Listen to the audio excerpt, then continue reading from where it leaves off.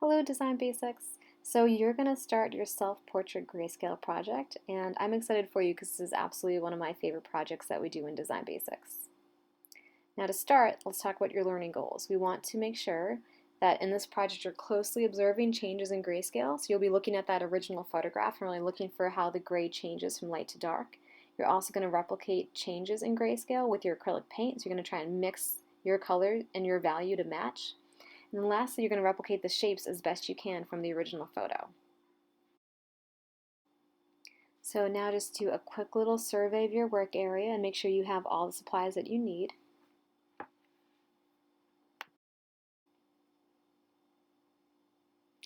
And the first thing that we're going to do is make a hinge bind for your acetate paper in your original photograph. Now you probably have 2 copies of your photograph. You only really need 1 right now. So take the acetate paper, line it up to one side and one corner, and put 2 pieces of masking tape on that one side so it opens like a book. And this will make sure that you can not lose your place as you're painting, but also you can kind of look back and forth from what you're painting to your reference image, because once you start to cover with paint, it'll be really hard to see the original. And the next thing you want to do is look really closely at your photograph. I took the photograph you sent me and I converted it into black and white, and I also converted it into 6 different values. Now sometimes those values include white, sometimes they include black, and sometimes they don't.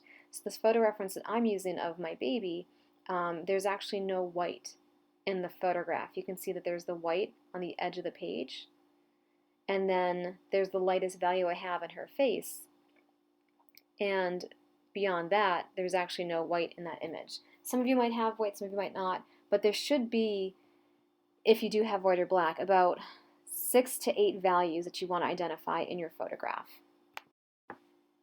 So what you want to do is take your pencil and start labeling your values. Start finding your lightest values and label all the spots you see your lightest values as number 1, and then keep going with number 2 and 3 and 4 and 5 and 6 and 7. Some of you again might get to 8. This will hopefully get you looking closely at your image, but also getting you to think about the quantities of paint you'll need. You can see I need the most of number 1 because that's my biggest value on my page, that and value 7. And now some areas might get really complicated, especially hair, so don't worry so much if you see something that has a lot of very tiny shapes and a lot of values. What you'll need to do as the artist who makes this artwork is simplify the image wherever you need to. So when you need to override what information is in front of you, you can feel free to do that. If you want to simplify an area to just 1 level of gray or only 2, as long as you're making your best guess about the value that it should be, you'll make a fine choice. And then once your artwork is labeled with all your numbers, it's almost like a paint by number. You're going to start mixing your values to paint.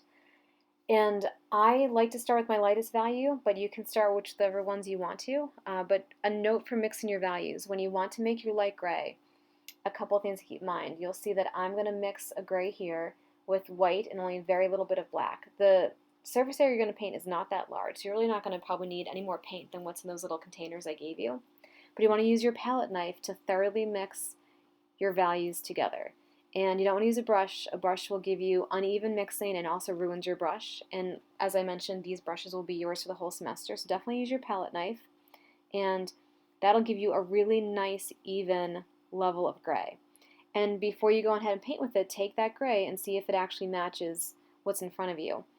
You can see here that it kind of looks like it matches that lighter value in my reference image, but when it's on the palette paper, it feels so dark. So what I am going to do is actually make it just a little bit lighter. And to lighten a color, what you don't want to do is add white. Don't take a pile of gray and try and lighten it by adding white.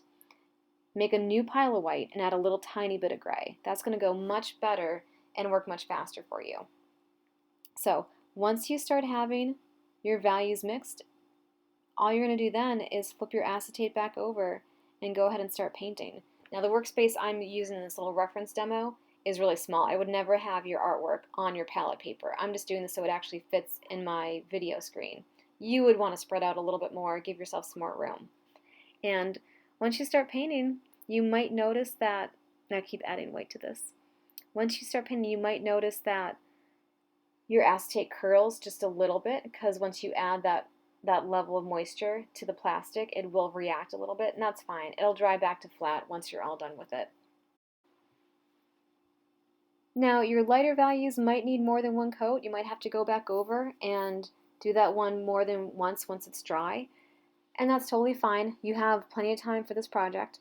You also might notice that the acrylic paint dries darker, and that just makes things a little bit hard to match. So if you've made a value and you go back the next day and try and match it, it might be a little hard to match because it has dried darker. Don't worry about it. Just keep doing your best. It'll be fine. And keep checking your art by taking either your unused copy or a blank piece of paper, and keep putting it under your acetate to see how you're working, how it's looking, if you're matching your values, and if you have any gaps between your levels of paint. What you kind of want to avoid is having any big gaps in the acetate, because we will display these on black paper.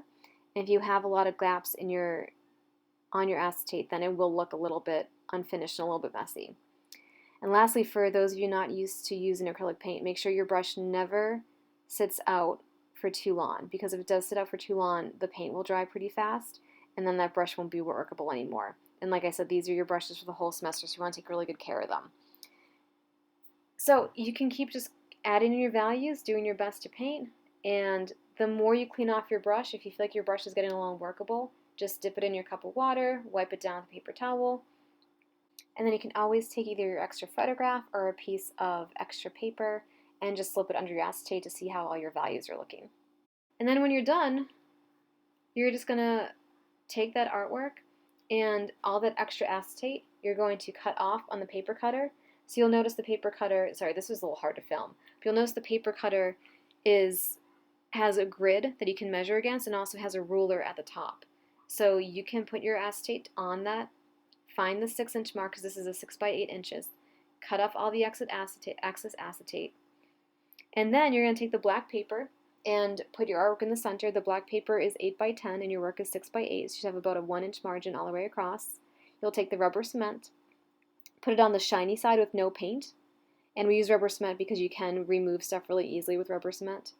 Just put a little bit of rubber cement on the back, and then before you do anything else, you take that rubber cement and you turn that cap super, super tight, because if these things dry out, they're a real pain and we have to buy a lot more.